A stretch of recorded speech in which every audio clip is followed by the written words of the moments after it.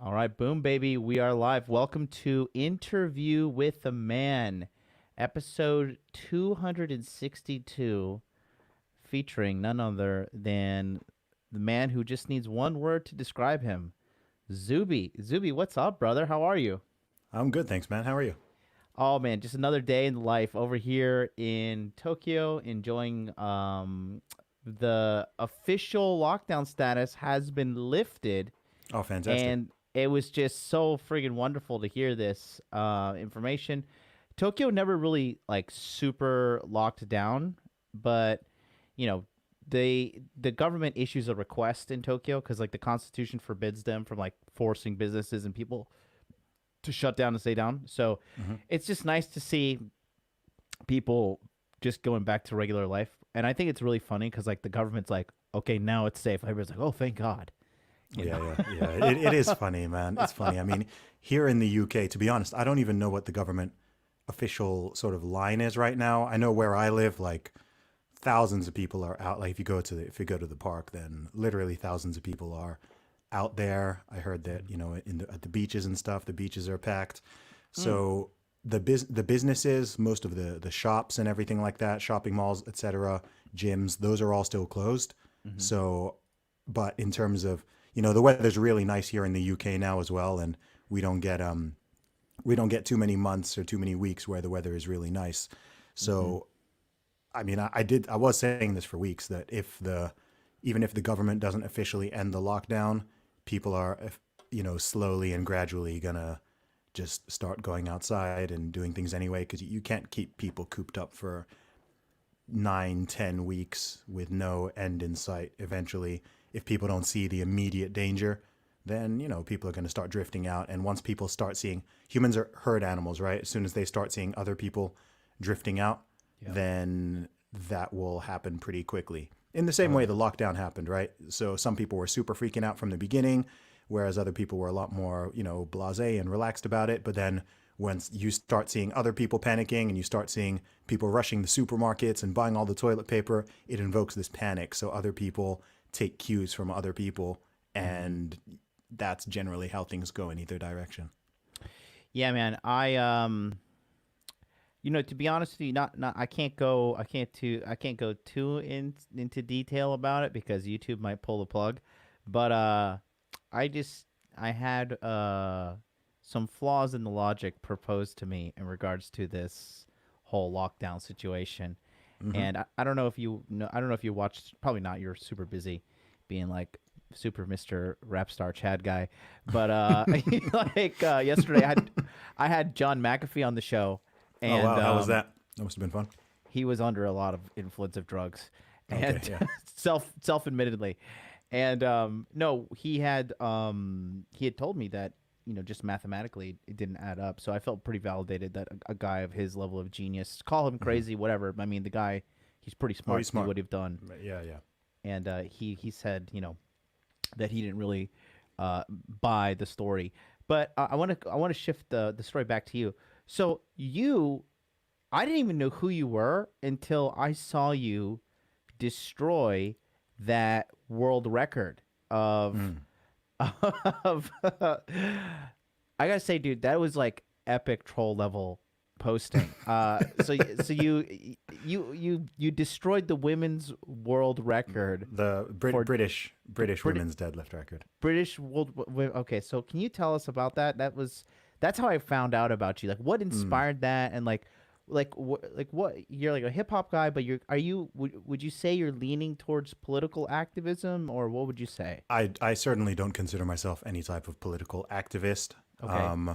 I do comment on culture and society and socio-political stuff just because I'm very interested in human beings and how they Mm-hmm. work and how they think, why they think the way they do, Mm-hmm. why do people have such different political opinions, why do people have such different personalities, how do they inform each other, why are we so irrational, why we're just talking about this pandemic situation, right?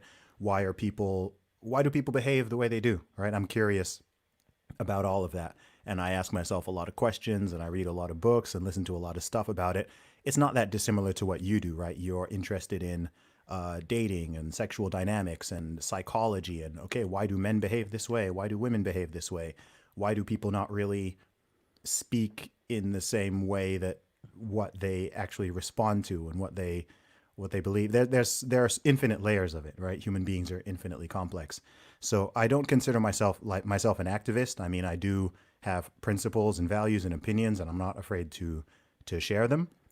But ultimately, in terms of the nitty gritty of politics, I find that quite dull and boring.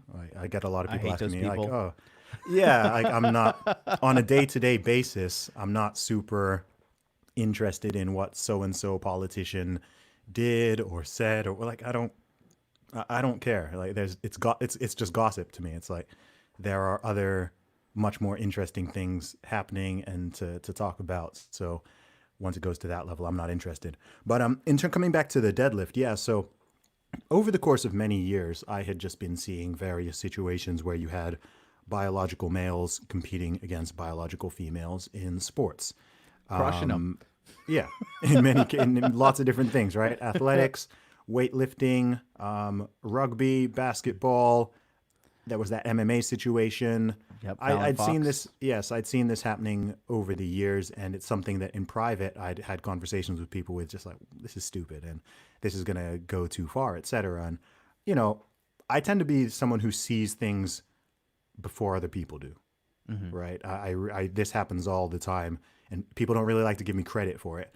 But like, for example, I remember in 2015, Yeah. before Trump had even won the Republican nomination, I was the only person in my family, my entire friendship circle. I was the only one who was taking this guy seriously. I was the only one who was saying, I think you guys, when people were just laughing and saying, this is stupid, this is ridiculous, there's never going to be a President Trump, etc. I was the one like, I think you guys are greatly underestimating this guy. I don't think you're understanding the appeal given the entire cultural and socio-political context here, right?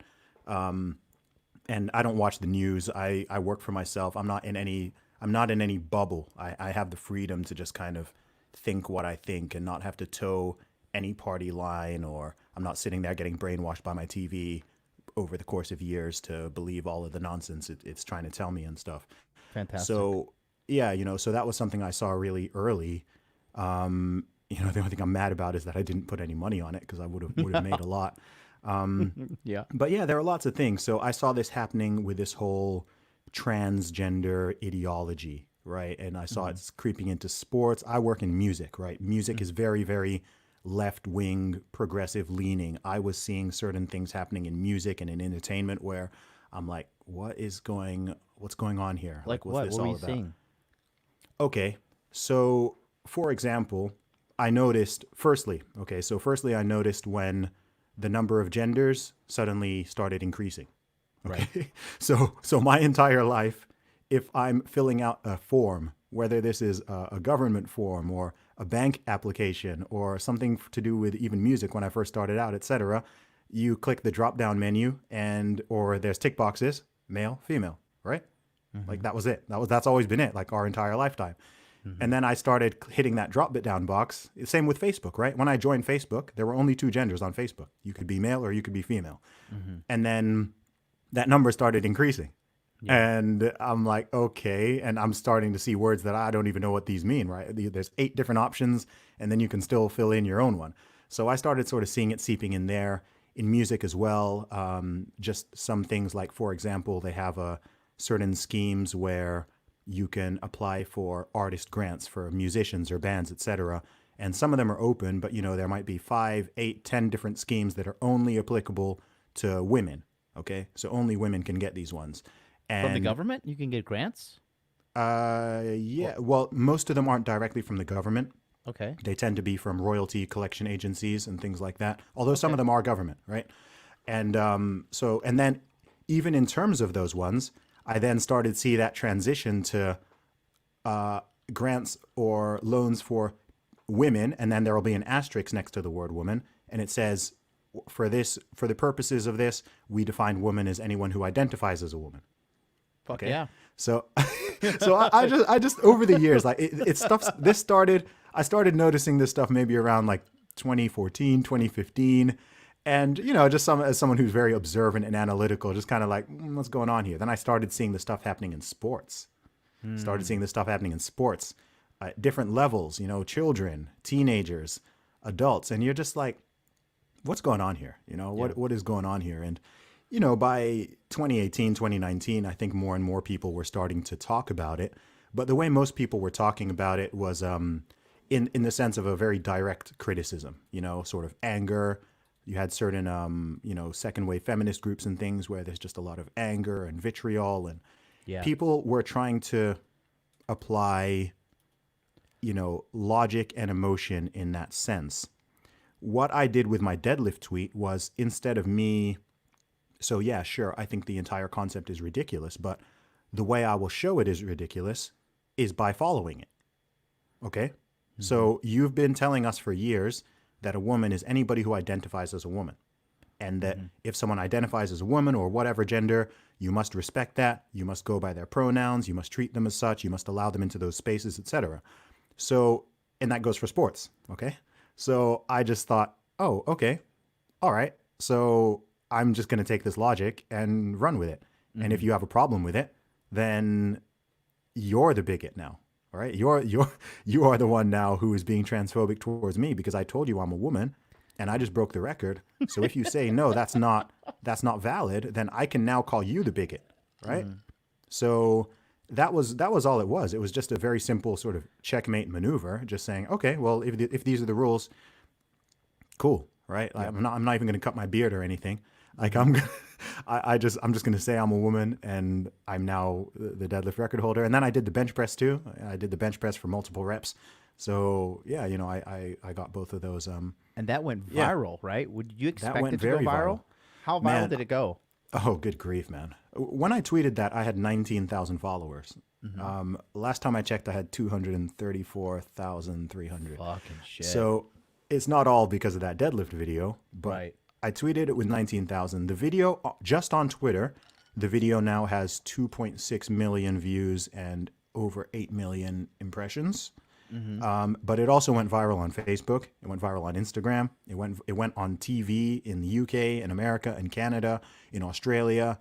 It just became this global thing. I don't know how many millions of people ended up seeing that video, and I think the timing. I think the timing really nailed it as well, because at the time there was a lot of talk about the Olympics and what are the rules going to be for the Olympics, etc. It was before this whole weird situation that's happening now started. So it was just it was like a hot button issue in a lot of different circles in a lot of different spheres. So the viral went video across all these different channels. It went viral in the world of sports. It went viral in the world of politics. It went viral in the world of like feminism and academia and all these different totally disparate things. It sort of just hit the epicenter of all of them at this time. And the comedic value of it and the point that was being made, all of these things combined just caused it to go crazy. It's one of those things people saw and everyone had to show a friend and just be like, yo, like you have to check this out, sort of thing. And then yeah, go ahead. No, I was just gonna say, like, I think it's genius because honestly, when I started making my content, right, I used to be pretty angry, like, because I try to help men, and you know, like, not to sit here and cry like a baby or whatever, but there are like a lot of social injustices that are happening to men on a daily basis, especially in the Western world, and people just like fuck it, you know, like, you're men, like, you know, just deal with it. Yeah. So I just started running with it and just making fun of it. Like, I know it's pretty crass, but I say this all the time now. Like, anytime I see a girl talking about pro-life and not pro-life, pro-choice and all stuff, I'm like, yeah, murder that baby, fucking kill that baby. I just straight up tell them, like, murder it. Whoa. That baby is a joy stealer. It is your body. It is your choice. If you want to kill that baby, do it. It's crass and stuff, but it gets the point across because the people just start, they start like retracting. But at the same time, when they tell me like, you shouldn't say that, I'm like, well, my body, my choice. Okay. Yeah. Because it's like that for you. You make people play by their own rules. People play by their own rules, you know, and people don't like that, but it makes the point, because there are certain things you look. Firstly, you cannot use logic and reason, at least in a confrontational manner, to get someone out of a position that they have reached based on emotion or feelings, Yeah. Yeah. right? If someone's reached a decision or a conclusion or whatever based primarily off of feelings, then there's no logic that is going to sort of pull them out of it. So you have to sort of use different tools, which, and one of those can be, you know, whatever loose logic that they do have there. If their logic is very faulty, instead of showing them the correct one, you just apply their own logic and say, okay, I'm with you. So, all right, so tell me what a woman is. A woman is anyone who identifies as a woman. Okay, so I now identify as a woman. Do I need to be consistent with this? Can you be gender fluid? Yes, you can be gender fluid. It can change from day to day, hour to hour. Excellent. Okay, so I am now, so when I lift weights, there's something that happens in my body and I feel like a woman. So for the purpose of me lifting weights, I'm now a woman, and I can use the female bathroom. I can use the female changing room. I don't need to cut my beard. I can still have my penis and my testosterone because, you know, some women have those things. You've been telling me, you know, men get periods too. Men get pregnant. You've been saying all this stuff. You've been repeating it. You've been repeating it all these years. So, okay. I mean, look, I'll be real. If people genuinely wanted to put the nail in the coffin of all of this weird woke bullcrap gender ideology stuff, instead of trying to use logic against it, the answer would be to just adopt the logic and take it to its logical conclusion, right? So all men should just do what I did with that deadlift video, right? If dudes just started rolling into women's bathrooms and changing rooms saying that we're identifying as women, and we just rolled into all the women's sports and just started just crushing them, destroying them, Yeah. this would end overnight. Overnight, people would just be like, "No, this is ridiculous. We can't. This is not sustainable. We can't handle this." But people, yeah, I got a question for you. Can you take a look at the screen? Can you see this? I want you to tell me. It's going to be a little bit hard. Can you spot the trans woman in this photo right here? I can't just spot her. I can name this person too. This is Hannah, right? This is the absolute unit, Hannah. Hannah, the Hannah. Australian handball player, 220 pounds, dude. Look at this colossal woman. Look at the power. Look at the strength. Sheer domination. And honestly, that's what I say. You know what I say? Look, okay, let's be honest. Okay, have you ever, I do a lot of jujitsu, right? I'm not great at it or whatever. I just do it because I like fighting. Have you ever like grappled or sparred or anything with a woman? Yes. It like, how unfair is it? Yes, I have. Yeah. You know, this is the thing. And I think people who do, I legitimately think that some people who don't do any physical training whatsoever are not fully aware of how big the strength differential between the average man and the average woman is, let alone a man who's done a little bit of training. I don't think they genuinely, I think people implicitly understand, men are stronger, but they think maybe it's like, oh, you know, maybe 10% stronger or something. It's like, no, try like 200%, 300%, and you're more there, right? I mean, there are, look, I'm literally 5 times stronger than a lot of women. Like, that's not even an exaggeration. Yeah. So when we're talking about this, it's not like it's some small, tiny thing. And most people who train, like if you go to the gym, I mean, if you spend time in a gym, you can look at what the men are lifting and look at what the women are lifting, right? And you know, sometimes you'll get an impressive woman who is strong for a woman, but even in like a good gym where pretty serious athletes train, like the most serious, you know, like if you see a woman who can knock out like even 5 pull-ups, that's impressive. Yeah. Right? No man is looking impressive in the gym by being able to do 5 pull-ups, right? You know, it's like, that's not impressive. If you see a guy who can bench, if I went in a gym and I saw a woman bench pressing 220 pounds for reps, I would be like, holy moly, like this is Wonder Woman here. Yeah. If you go in any gym, any decent gym, there will be multiple guys in there who can do 220 pounds plus for multiple reps. And it's not, it's strong, but it's not like remotely freaky. It's not. Yeah. It's not remotely out of this world. It's like a good standard that most men could reach with several years of training under their belt. So we're talking about, a big differential here. The crazy thing with this one though is that it's actually it's so stupidly unfair, and also that it is, especially in certain sports, certainly contact sports, it is dangerous. That's the thing, is like, we're not just talking about the sort of fairness of the competition, but it's like, this is dangerous. If you allow biological men to box, to play rugby, American football, etc., against women, then someone might eventually get killed. Yeah. And I'd hate to see that happen. I'd hate to see that happen, and I hope it doesn't I'd need pay to for it get on to that pay-per-view. level.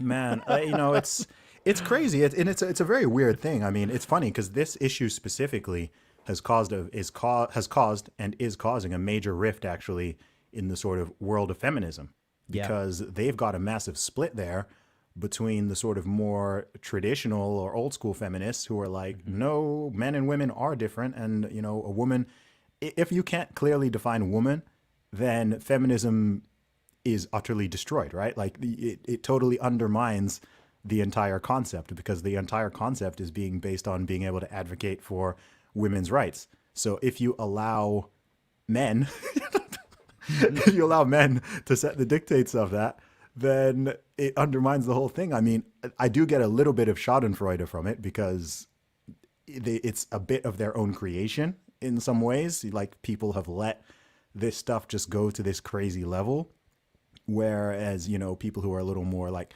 traditional or conservative or whatever have just been like, no, like this is crazy.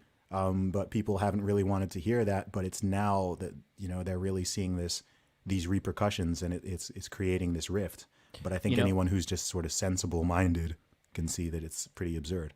I live in Asia, and I like to ask Japanese people about like the crazy shit that goes down in America. They're like, Oh, what? okay. They're like, what do you mean more than two genders? Like, we figured that out like fucking 3,000 years ago. Like, you guys really, they legitimately are like, you really think that there are more than two genders? And same like Korea. I mean, Korea is probably like the most liberal shithole in Asia, because they're the most Americanized.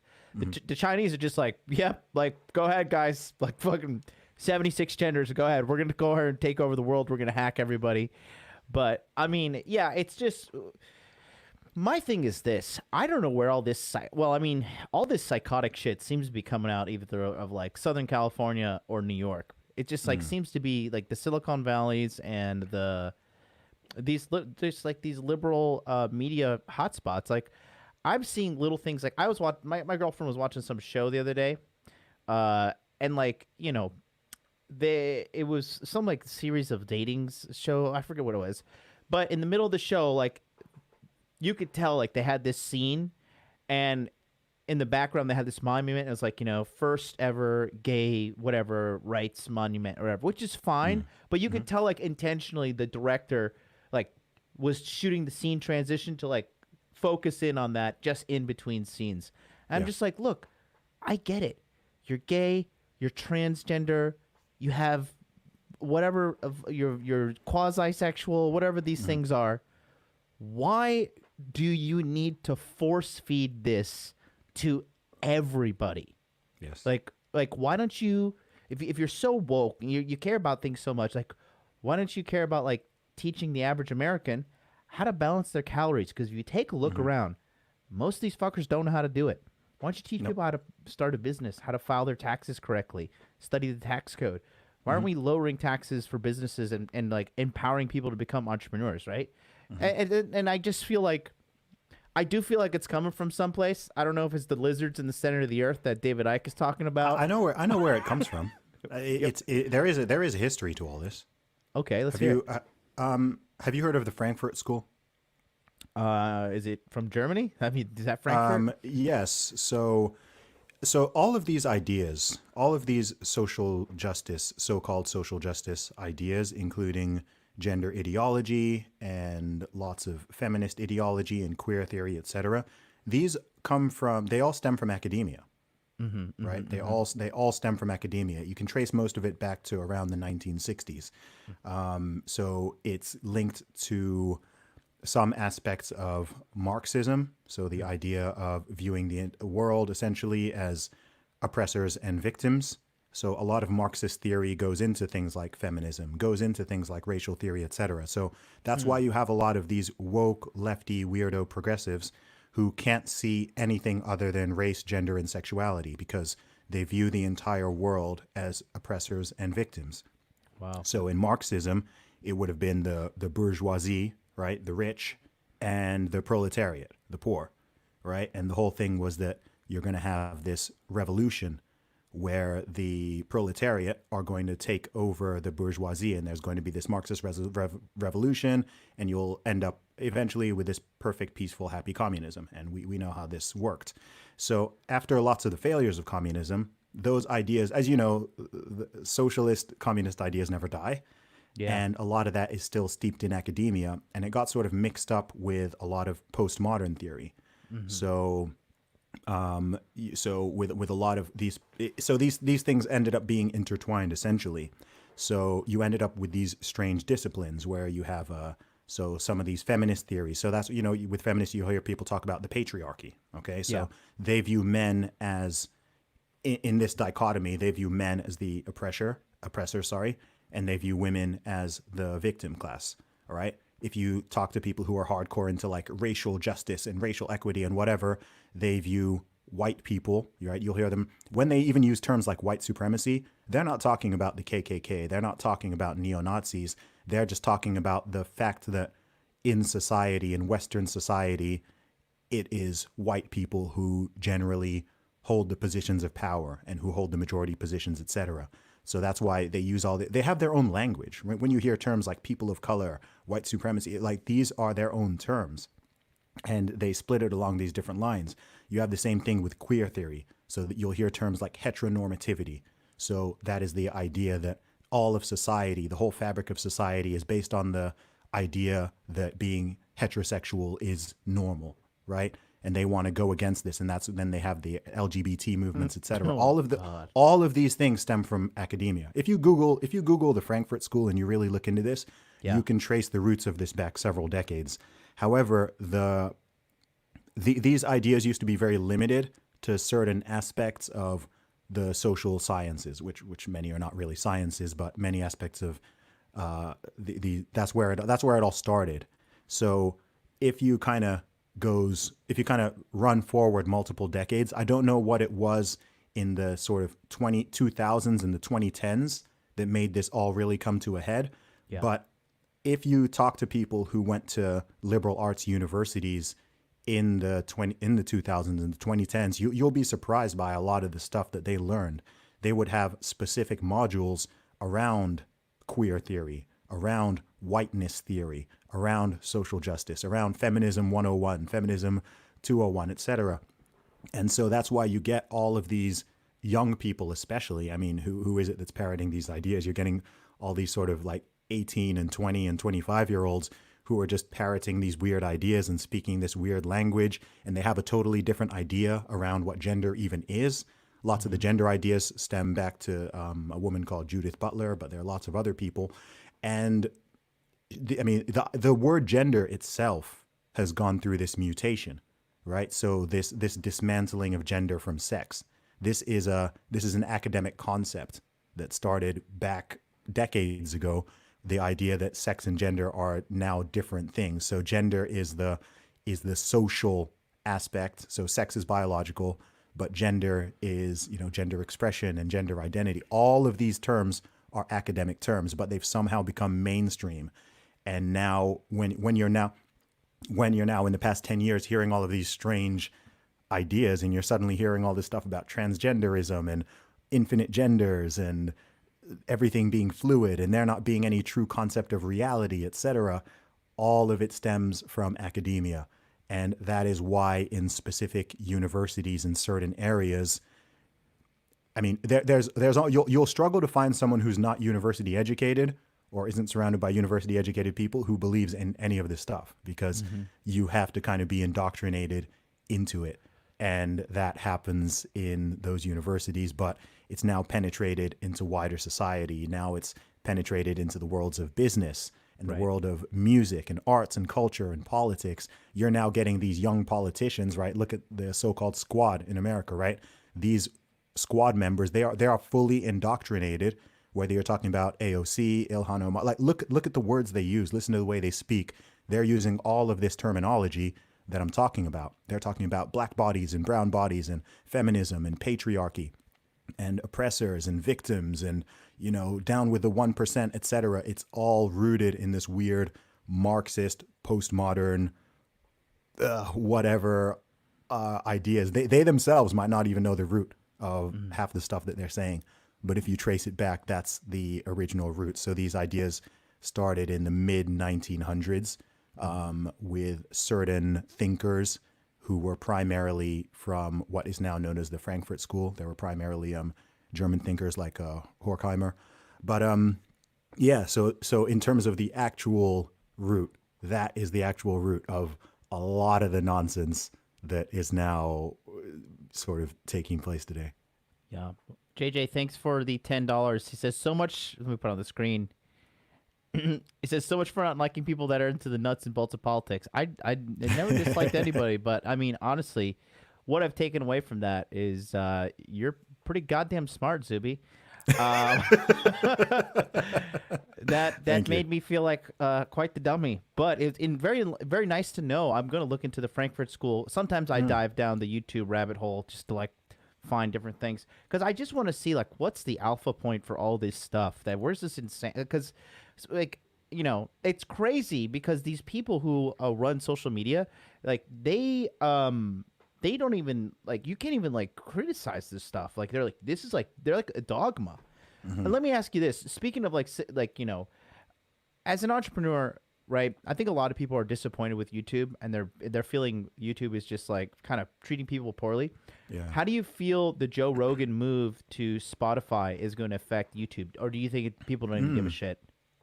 Wow. Well, firstly, big up to Joe. I mean, he deserves it. Yeah, definitely.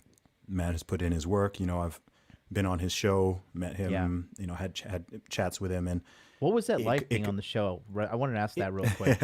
it was cool, man. It was cool. It was a little bit surreal because I've watched the show for many years, and I'll be honest, I knew. No, I don't smoke.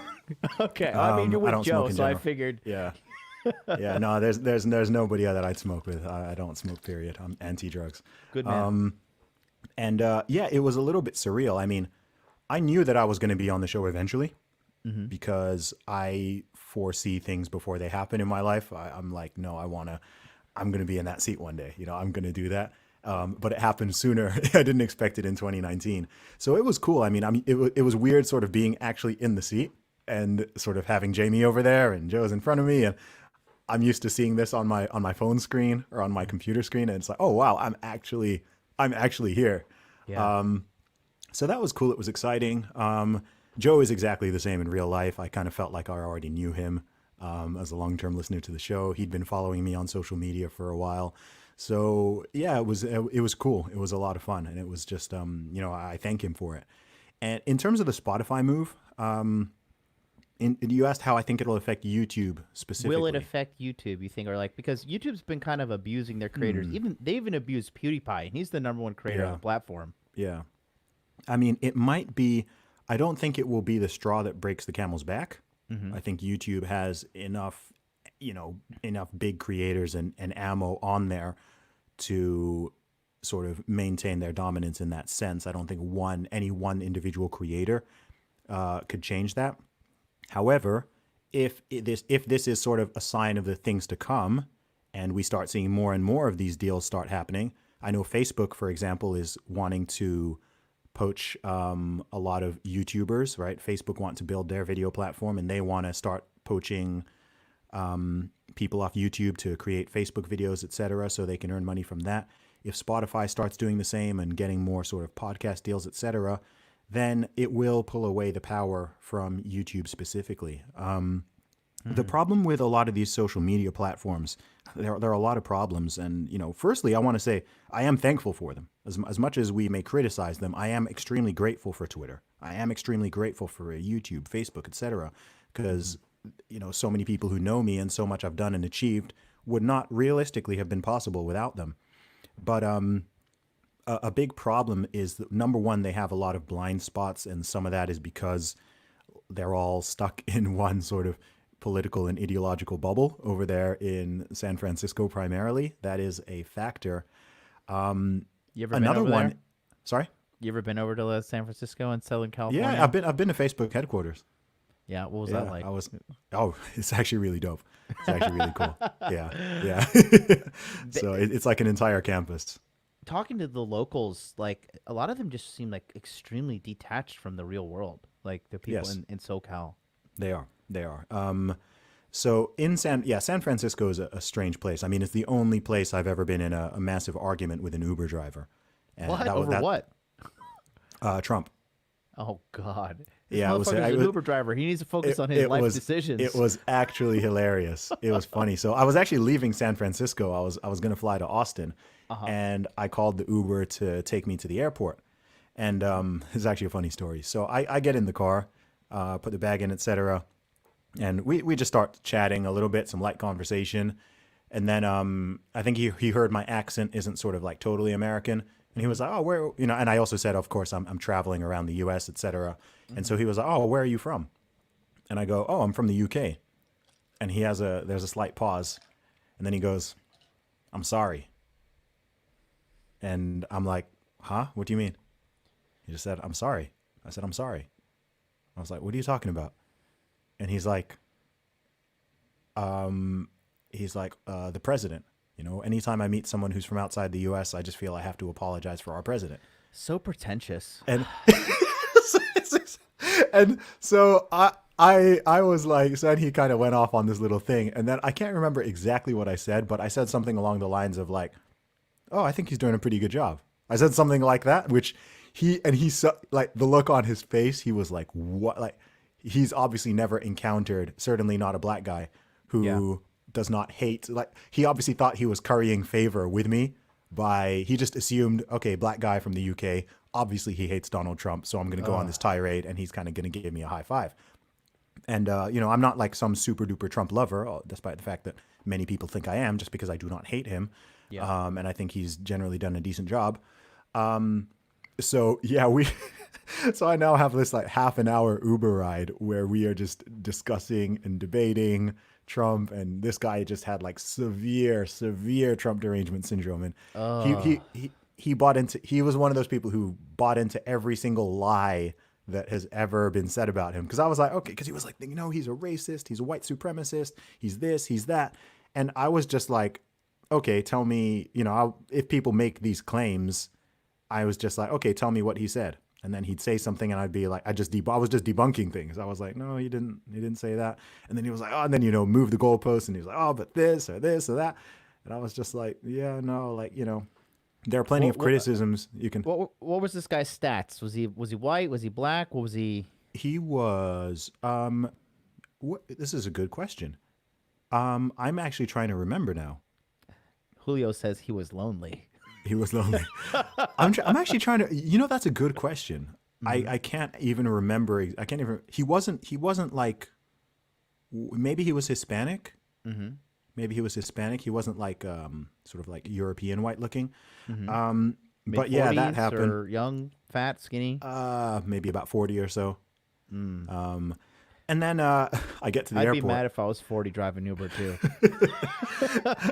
Oh man! And then I actually got to the airport, and I ended up having another. It was crazy. I ended up having another guy say something to me in the airport about Trump, and I was just like, "Well, this is so weird." Like San Francisco is so strange. I mean, it is the most democratic city in the U.S., isn't it?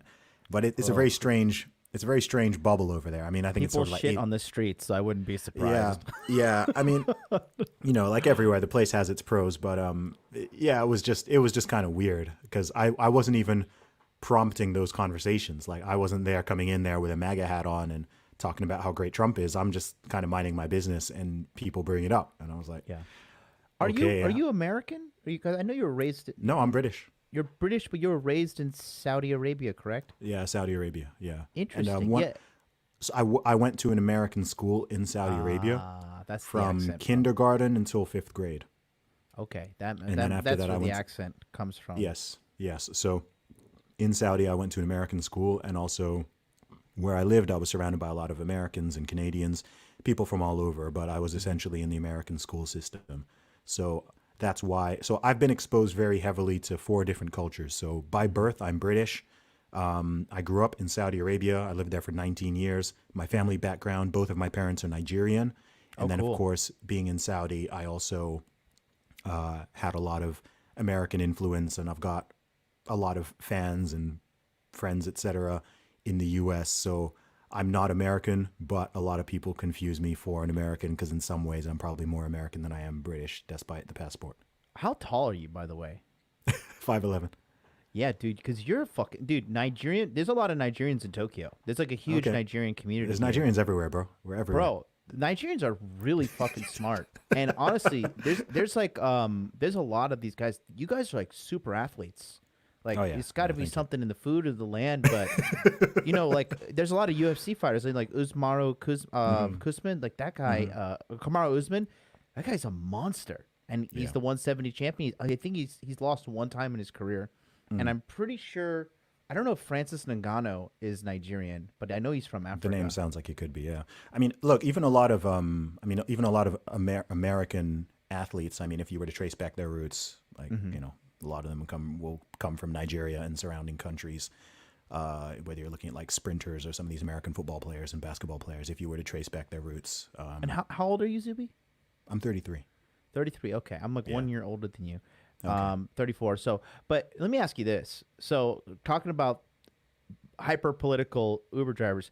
Did you know did you notice over the course of our lifetime how people in the Western world, like how almost everything has become about politics? Like I just the have, average yes. fucking person. Hmm. Hmm. Have you And I noticed think that? of course I have, yeah, yeah. There's a few reasons for that as well. Let's hear it. I know you got a Okay. breakdown for me. Yeah, sure. And dude, I think I'm a big thinker. Yeah, You can probably tell. I think definitely.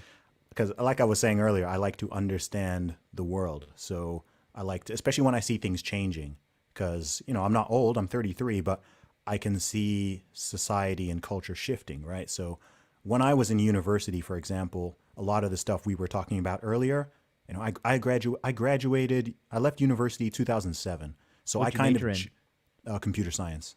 I did Fucking, you computer are science at smart. Oxford. Yeah.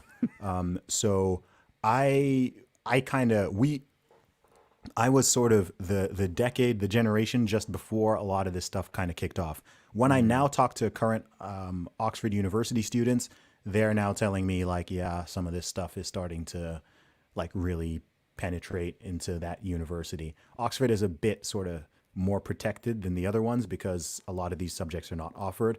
But if you Wow. go to lots of other universities where they have more courses in terms of sociology majors and stuff like that, then this stuff is a lot more. It's a lot more rooted and it's a lot more insidious. But yeah, in terms of why I think a lot of stuff has become political, I think it's a combination of multiple things. I think one big factor is technology, social media.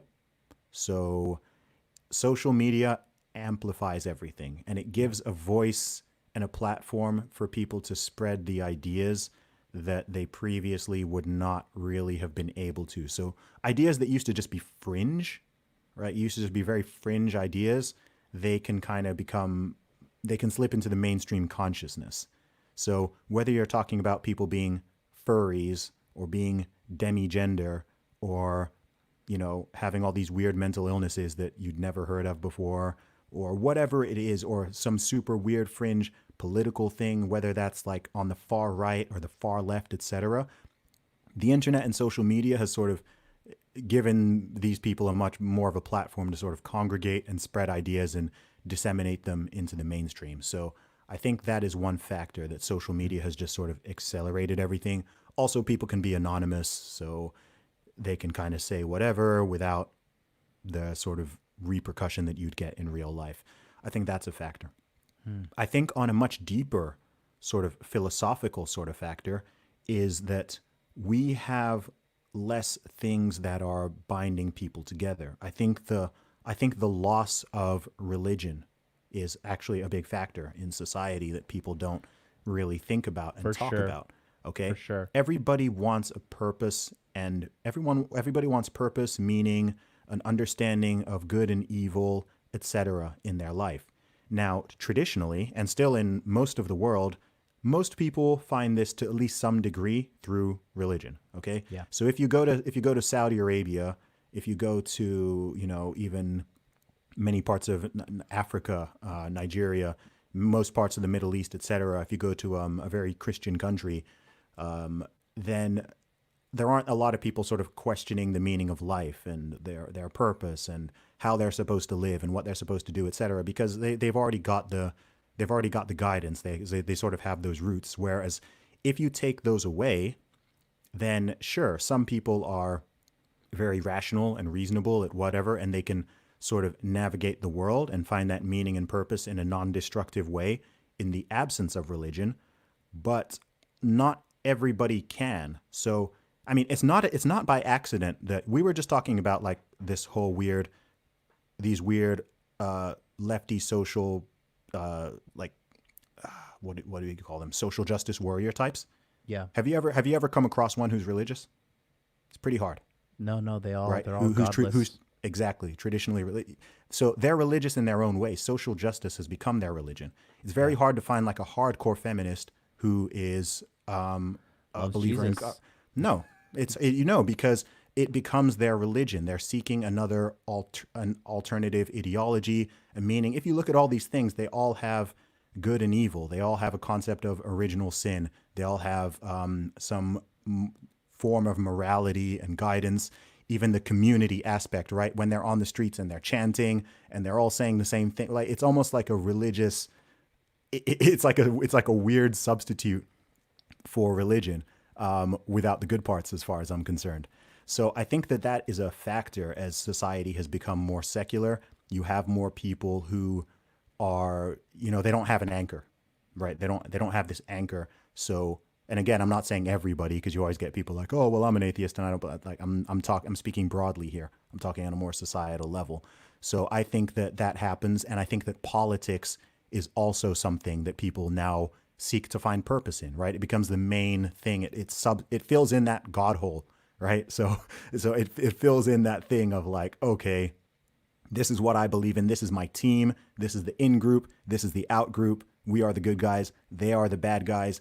Everything must be politicized, whether it's sports, entertainment, etc. Everything must become dedicated to the cause. You were talking before about how you're watching a movie or a documentary and you're seeing these little things being sprinkled in, and it's like it has to be. We must spread the message, right? The message must be spread. We must stick to this narrative. You look at people Yeah. talking in Hollywood; they all have the same ideology. They're all saying the same thing.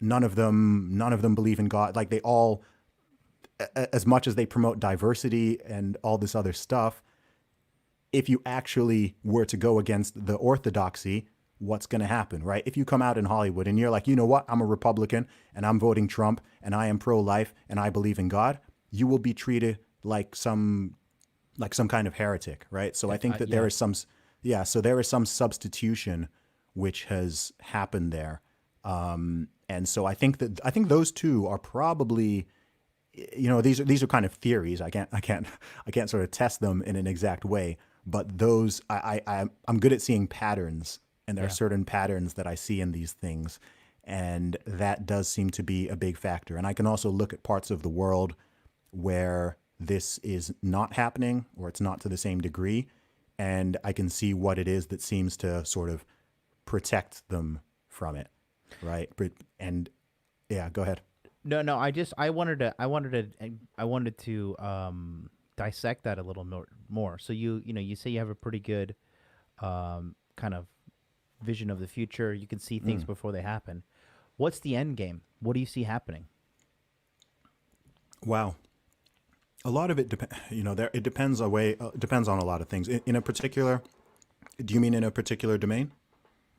So I mean, okay, like let's just talk about, you know, a lot of people in my sphere or whatever, they are always like, you know, we need to like we need to like make the West great again, and like Okay. we gotta like like revive the family unit and all this stuff. Yes. Yes. Okay. I'm a little jaded. I don't know. I mean, I think things are gonna slightly get better, but I don't know. Yeah. That it's a question that I haven't really come to the conclusion with. What do you say? Wow. Okay. I think it's going to depend. I think it differs in different places too. So in Europe, Mm-hmm. if I okay, this is a it isn't it's possible that if things keep trending the way they are, it's not impossible that certain European countries will become Islamic. I see that happening for sure. Okay. So if you simply look at demographics, if you look at birth rates, so firstly every single country in Europe has a negative birth rate. Yes. And especially amongst native populations, that is very low. And these we're getting into taboo stuff here because this is where people start talking about this is not conspiracy theories. This is simply looking at numbers. And then Right. if you look at immigration and you look at birth rates, et cetera, then I don't think this is in the U.S. This is less likely because you don't have such a large percentage of people immigrating and coming over from certain places. But if you look at places like I don't know Germany, Belgium, certain France, there are certain countries where the percentage of the Muslim population is rising actually pretty rapidly, and their Muslim families are breeding more than others. I mean, in the UK, certainly in London, the most common boy's name for babies being born. Do you know what it is? Muhammad. Mohammed, exactly. Right in London, okay, I'm in the smart too, UK. Zuby. I'm Yes, smart too. yeah, yeah, exactly, and that's a fact, right? This isn't some like made up thing. So this isn't talking about immediately, but in the super duper long term, that is actually a possibility, and there are a lot of people in the Islamic world who would be very very happy with that, and it's not going to happen the other way around because there's no churches in Saudi Arabia. It's not legal to build a church in Saudi Arabia. Whereas in the UK, you have churches that are turning into mosques. There are church Yeah. buildings which are turning into mosques, and that's happening across Europe. So on a sort of like long-term level, that is something that is possible. Yeah, dude. And so it totally depends on how people sort of behave and react to things. And it's not possible to sort of totally predict the future. It's also possible that a lot of the nonsense that we're kind of discussing will eventually kind of get killed off because people will become the majority, the silent majority will start speaking up more and will start drawing lines in the sand and saying, okay, look, we've a society can be liberal but still have some limits. I mean, this is why you need both sides of the political spectrum Yeah. because liberalism in its traditional sense is a good thing. That's somewhat what the West is founded on, right? You have individuals, you respect individuals. People can, within reason, kind of do what they want, set their own path. You don't need to agree with each other you don't need to agree with each other to coexist, etc. Whereas you have places which are a lot more sort of conformist. So I think liberalism in itself is traditionally a good thing, but the idea that this is where most people here would kind of call me a conservative. I mean, I joke that in Saudi Arabia I'm a liberal, in Nigeria I'm like moderately liberal, but in the UK and USA I'm pretty conservative, right? It's like Yeah. my belief system isn't changing, but the way that depending on where the society is, it can be Such viewed a in low different. bar they set in the West. Yeah. Yeah, but the thing is, like, liberalism needs to be checked with a degree of conservatism For because sure. you still need boundaries and structures and standards and borders, etc. And people who are more conservative minded much more appreciate the value of these things. This is on every level. This is And in both history both too, both both right? yeah, Like, yeah, like yeah. And there's never been like a history of like a nation that started like super liberal and survithed. Is there? no, because no, it can't. It can't. Right. It will eventually be conquered by one that does not. It'll eventually be conquered by one that is less tolerant. Let's, that might sound kind of like doomsday-ish, but that is simply that's sort of simply the reality of it. Because if you tolerate everything and you sort of demean yourself and you don't believe you have any values and you think that borders are bad and you think Yeah. that all aspects of nationalism are terrible and all aspects of there's nothing worth conserving, right? We then, you know, and this is the time we're living in. We're living in a time where here's something I predict. Here's something I predict. Okay, I'll give you a big one I predict in the 2020s. Okay, I think in the 2020s, almost everybody who is normal and reasonable will become an inverted commas conservative, right? So, what is considered conservative? This is already happening. What is considered conservative is already starting to eat up like classical liberals and even like moderate liberals or whatever. They're starting to find that they have more in common with those conservatives that they've been demonizing. You're Yeah. even, this is happening, this is going to happen in feminism too. Like the second wave feminists are starting to find they have more in common with conservatives than they do with the liberal third and fourth wave feminists who think that women aren't even a real thing, Yeah. right? So you're going to start seeing that tent continue to grow as people start realizing. I mean, you're because it tends to be a one-way journey. You don't see a lot of people who are conservative becoming. You don't really see people moving left as they get older, right? People tend to move right, or the world just moves so that even if you were here before, the world moves in a way whereas you're just getting outflanked. So someone who was like a traditional liberal even 15 years ago, there, look at take an obvious example. You probably know Dave Rubin, Right. right? You know Dave Rubin.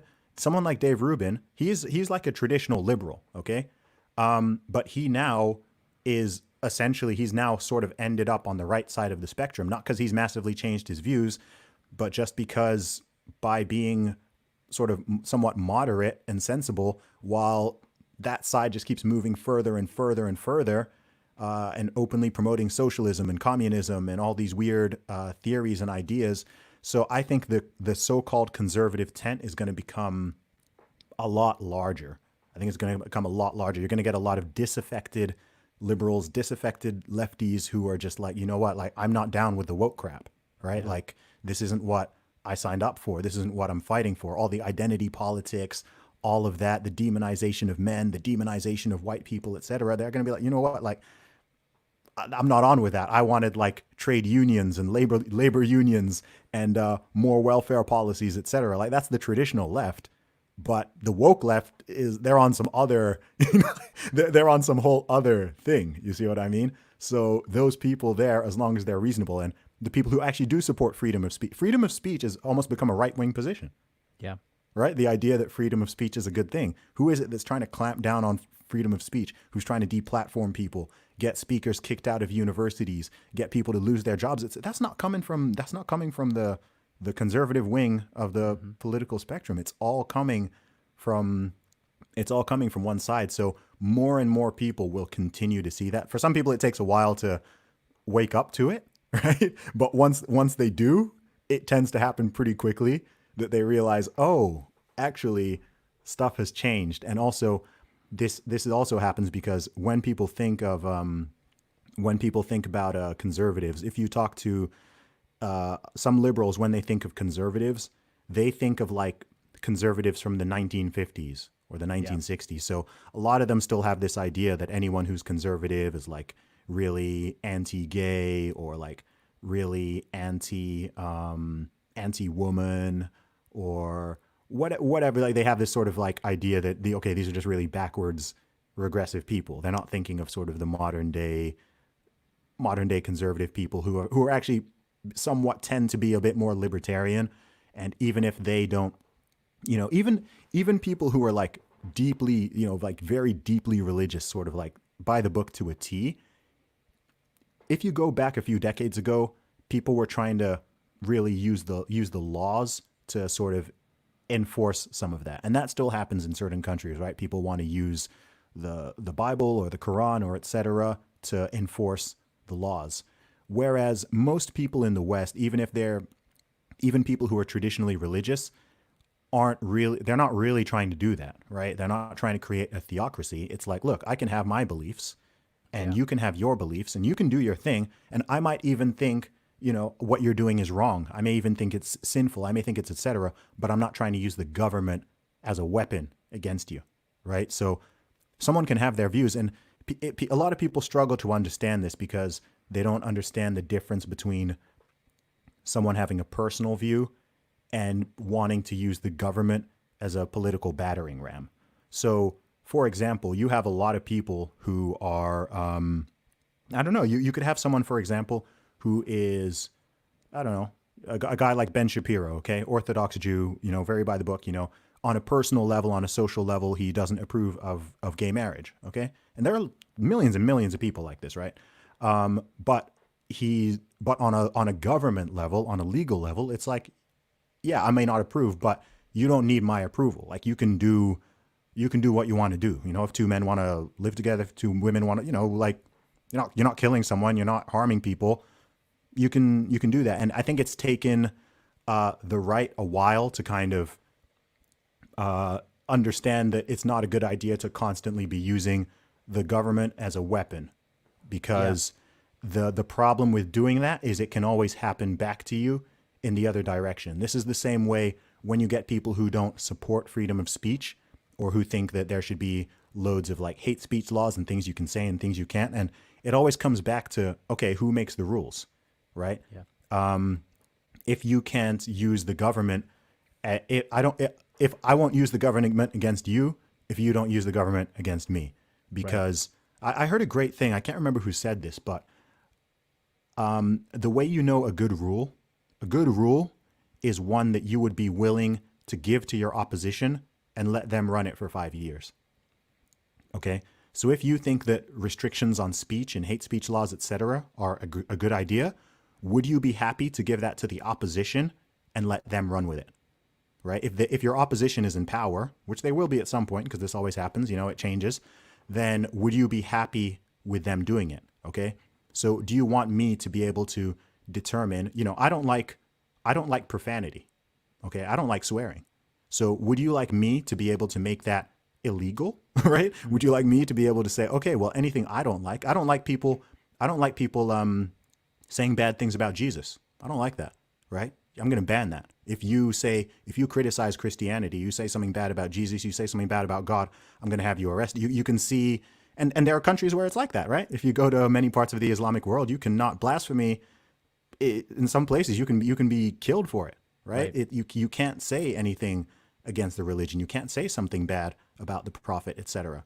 So that's their version essentially of hate speech laws. You see? So if you think that's wrong, then you also have to understand why. I know that free speech is a messy concept because people say things that you don't like, and people are going to be offensive sometimes, and you're not going to agree with everybody. But if you don't allow that to happen, then ultimately that weapon that you forge will be used against you. Right. And I try to make people understand that. And it's quite easy for me to understand it, especially based on my background, because I've lived in different countries. I've traveled to different places. I've seen the different ways that things can be governed and the different laws and rules, etc. And I can compare them and say, okay. And another thing to consider, especially when you're talking to someone who thinks that way, is to remind them that free speech is what enabled a lot of the things that they do support and advocate for to be supported and advocated for. Right? How do you think that the civil rights movement happened? Right? Could the civil rights movement happen if you ban free speech? Right. No, the people use their voices to organize. People are allowed to protest. I might think certain protests are justified. I might think other ones are stupid, but it's legal. You can protest whatever you like. You can advocate for whatever you like. If you think something is wrong, I was in the U.S. last year. I went to the White House. Like outside the White House, there is a permanent display, multiple permanent displays of people who are protesting Trump, right? Impeach 45, down with Trump, etc. Like they're outside there all day, every day, and really nobody bothers them, right? Yeah, they're permanent. Like it's permanent there, and no one bothers them. No one's coming out the White House. They're not sending out the Secret Service and saying, "Hey, round up those." Try that in some countries, man. You will be rounded up. Right? If you're not shot on the spot. Like it's so freedom of speech is something that people shouldn't take for granted, especially in the USA. that's not something people should take for granted. It is a very good idea, and it is messy, but It's necessary. unfortunately, yeah, human beings are messy, and there's no such thing as a utopia. You're never going to get this perfect harmony where, That's what I mi- think it's so funny that these leftists are like reaching for. Like like we'll never, like you're never gonna get rid of bullying, you're no, never gonna get rid of rape, you're never gonna mm-mm, get rid of murder, you're never gonna get rid of theft. This is just that's just fucking nature. Just shit mhm. happens, you know. And Like the only way you could get rid of it is by going super draconian. Even yeah, then, you wouldn't get rid of it, but you could get rid of the people who do it, right? And but people will be equally critical of that, right? When I tell people I grew up in Saudi Arabia, a lot of people are very critical of the fact that how do they deal with drug dealers? Execute them. yeah, How do you deal with murderers? Execute them. How do you and I'll be honest, like I'm not opposed to the death penalty for certain crimes, but same. yeah. So, but it's human beings are very messy. Human beings are very, very messy, and it's the best you can do is all is still going to be suboptimal. It's never going to be perfect. Like the reality is, and people don't like to say this. If we were talking about politics and stuff, the truth is, if people were perfect, then you would not need to. Any system would work. You see what I mean?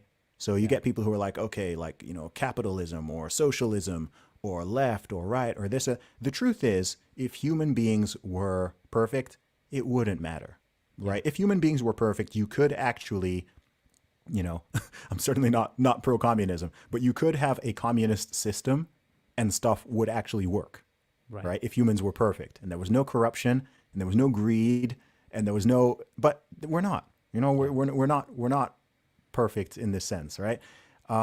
If you have a pure capitalist system, you have some people, you've got like anarcho-capitalists who think, just totally get rid of the government and do this and privatize absolutely everything. And it's like, that might just end up looking like Mogadishu, right?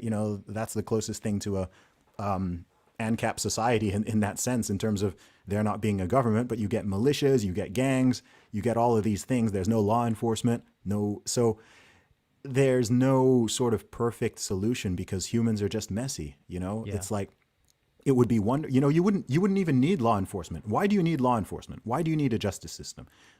If if humans didn't if humans didn't break laws and do bad things, you wouldn't need police, right? yeah. We wouldn't need police. You wouldn't need judges. You wouldn't need prisons. You wouldn't need any of this. But that's a very utopian vision. Like there are people who hurt each other. There are It's murderers. almost There like are people fucking who sell. childish. It's like Yeah. childish to even try to strive for that, in my opinion. I'm not saying like let the Mm. world burn, No, but no, you no. have to, you have to understand like there's like life is beautifully imperfect, Yes, and yes. and all of it You sucks. yes, you can strive for better, but striving for utopia has proven to be extremely dangerous. And Yep. this has been attempted. It's been attempted multiple times, whether this was Hitler trying to create his master race of Aryans, or I was this gonna was mention that. Mao I was gonna or mention him. Stalin. Yeah, or this was Mao or Stalin or Pol uh, Pot trying to reach their sort of Marxist communist utopia where the government runs everything perfectly and there's no inequity. It's just like, no, like this has been tried in multiple countries multiple times now, and the result is hundreds of millions of dead bodies. yep. So let's not do that. The right answer on most things, especially when it comes to humans, is somewhere in the middle. Like normally, it's like some degree of moderation. Yep. And this is the reality because there's always everything's on a sliding scale, right? And I think it's been interesting. We've seen this during this pandemic.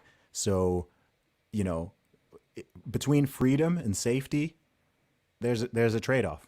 You see what I mean? So if you maximize freedom, if you just said, okay, anybody can literally do whatever they want and there are no laws, you are massively sacrificing safety and security. Okay? But if you maximize safety and security, you do have to limit freedom, right? If you Yeah. don't want people to get coronavirus and you don't want the spread, you do have to take measures to stop people from congregating. You might have to, in some cases, they said, okay, you can't even leave your house, right? And that's a massive. It might be temporary, but it's a restriction on freedom. And this goes both sort of in the physical world, but also in terms of free speech, et cetera, right? I mean, think of it. Like, imagine you're a kindergarten, okay? So you're running a kindergarten or you're running a nursery. You want to maximize the safety and security of those children. You're not trying to maximize their freedom, right? So even in terms of speech, you do ban bad language in the preschool, right? You can't just have the teacher in there like cussing at the toddlers and showing them graphic violence and showing them porn. It's like, no, like there's got to be some limitations to protect safety and security, etc.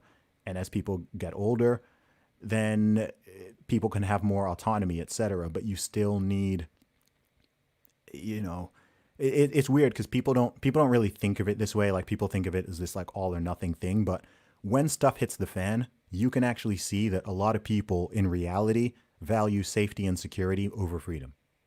And no, Americans don't like to admit this, because people tend to be very pro freedom, pro liberty, etc. But the truth is, when stuff hits the fan, I mean, look at the situation here.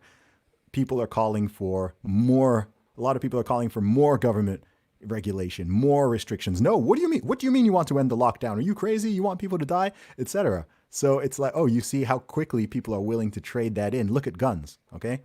In the UK, most people think the Second Amendment is crazy. Most people in Europe don't understand the Second Amendment. But to a sort of American who respects and likes the Constitution, it's like, no, this is a right. And you'll have people in Europe or in the UK saying, yeah, but you guys have this many school shootings and this many people are dying, etc. And that is a great example of this trade-off between the concept of liberty and freedom versus safety and security, and with that particular issue, it's a little bit more nuanced and complicated. But I think it's a good idea. If you wanted people to stop drowning, then make it illegal to go to the swimming pool. Make it illegal to have a swimming pool in your backyard. Easy way to stop. What's the biggest predictor of a child drowning in a swimming pool? It's having a swimming pool in your backyard, right? Yeah. What increases the probability of a child shooting themselves in the face with a gun? It's having guns in the house, right? But you're not gonna, if you don't drive, you're unlikely to die in a car crash. So, we are constantly dealing with these trade-offs, and that's just how life is, And I don't think that I think people are sort of implicitly aware of this, but they probably don't really think about it in that much depth. But it's something that I do think about a lot, and just sort of trying to understand. I just realized that like as I certainly don't have as much as social media reaches you, but as you become a guy like us, you can see a lot of different people's perceptions. And in my opinion, like I truly believe that a large majority of people are just like cripplingly stupid. And they don't take the opportunity to think. I want to ask you one more question because I know you said you're running out of time here. That's all good. Obviously, some would call you an inspiration. I certainly do. I admire any man who has the balls to carve his own path. So obviously on this channel we do on the surface layer level, on the surface layer, it's dating, all this stuff, but at the root of it all, it's male self-improvement. What in you made you think that, you know what, like, I'm just not going to go do the 9 to 5 and get married at 25 and have 2.5 kids and a white picket fence? Like, what made you just say, like, fuck it, I'm going to become rap superstar, and then I'm going to like I'm going to get blue check marks across the board, and I'm just going to like live this super Chad life and like troll these fucking libtards? What was the moment that you're like, I think I can do this? And I'm a big believer of envisioning stuff that happened. Like, dude, I like, real talk, I have fake conversations with Joe Rogan when I'm taking a shower. I'm like, fucking just like, one day I'm going to be there. One day I'm going to be there. And I'm like, I envision it, like very similar to what you said. Yeah. What made you have, like, kind of, I guess some would say, and I say this in a positive way, like, what made you have the audacity to even think that was possible? You know what I mean? Sure. I think some of it is just my personality.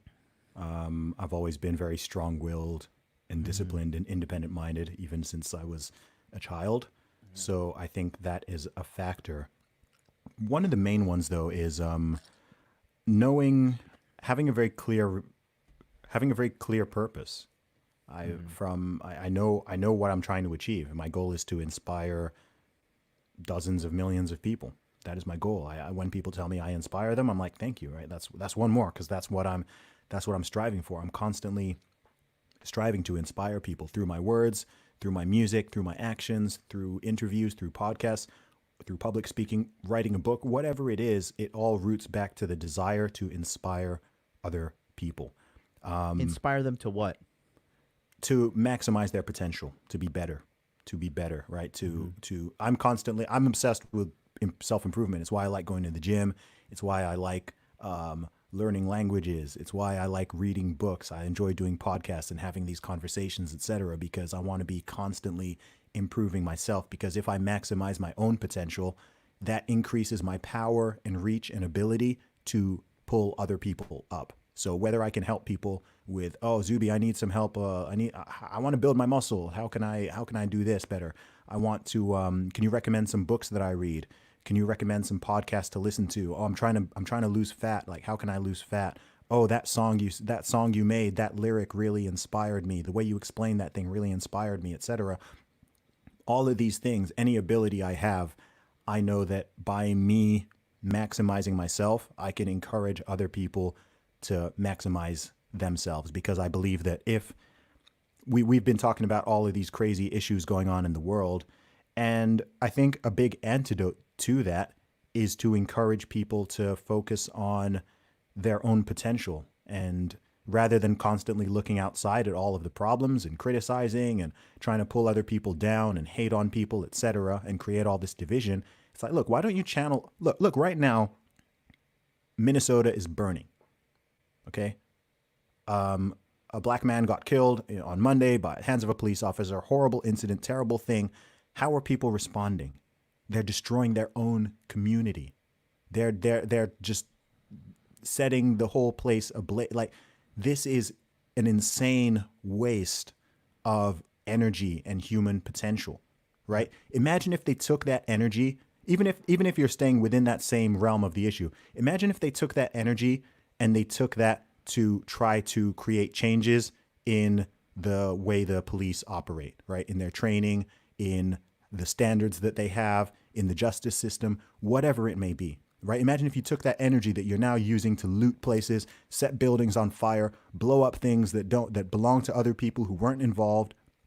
It's crazy. And that's like an exaggerated version, but we see little microcosms of this all the time, right? The person who's there on Twitter or on Instagram or in the YouTube comments, just hating on you every time, disliking your videos, going on stuff, hating, right? That takes time. That takes energy. And we've got limited amounts of these things. Imagine if that person got into going to the gym and reading books and improving themselves and learning a skill and making money and getting better at relationships, etc. The world would become a better place, right? We'd actually move closer to this utopia that we're saying that we can never reach. I've got But this guy that yeah, he's a extreme hater of mine. I'm not joking. He made an 8 hour long live stream about me. wow, okay, What a fucking waste of life. wow, that's crazy. Yeah. So Yeah, yeah, what you're saying is like spot on. Like it's misappropriation of your mental resources that can be absolutely. used to increase the quality of your life. Yes, I and agree not with just you yours, thousand but other percent. people's. Yeah, not just Yeah. yours, but other people's. Right? If you're a brother, you're a sister, you're a father, a mother, son, daughter, etc. You're somebody in the community. We're all intertwined together. So if I become better, I'm making my family better, right? If my family is better, my community is better. If my community is better, my city is better, my country is better, etc. So this is, as far as I'm concerned, that's where the focus needs to be. And then maybe in terms of myself as well, I take my name very, very seriously. So the full version of my name actually translates in English to God's decision Mm. or God's will. Mm. So I can't be named that and and feel like I'm squandering something. I feel like, okay, like I need to to really maximize this and to use my abilities and my talents and my knowledge and my ability to articulate myself Mm-hmm. in a way that is a force for good in the world, and that I'm is not trying ultimately to what I I'm try not to trying do. to flex or anything, but my name means gift from God. So Fantastic. I'm a big fan of living up to your name. Yeah. Dude, you know, honestly, I just thought you were like, you know, we've only had a couple chats behind the scenes and business talks and whatever.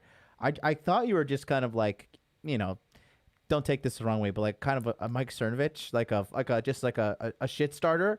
But you're Hmm. actually an extremely deeply intelligent man, and like this is good, and I think the fact that you're doing this and you've kind of made the I think that it's a good move that you've made the like the transition from like rapper Hmm. to like more of like I want to say you almost to me you seem like a modern day philosopher. But I think it's fantastic that you also rap on the side with your new song. Okay, dude, I watched the Oh, entire thank you. thing. Thanks, man. Yeah. I appreciate it. And dude, that's just yeah. I mean, if inspiration was your goal, I'm pretty sure there's people in the chat. Guys, press a one in the chat if Zuby has inspired you today. I'm pretty sure we're gonna get a sea of ones. Um, yeah, man. Just. I think that I think you're gonna leave a lot of people thinking Awesome. I after hope this so. one today. Appreciate it. Um, thank you so much for coming today and blessing us with your knowledge, man. It was really awesome to talk to you.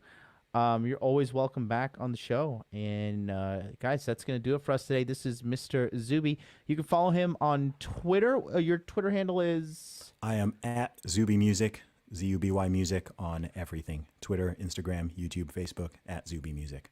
awesome. Awesome. That's gonna do it for us today here, guys. We'll catch you here tomorrow, 9 a.m. Eastern Standard Time for Free Consultation Friday. And until then, we'll catch you on the flip side. Peace out. Peace out.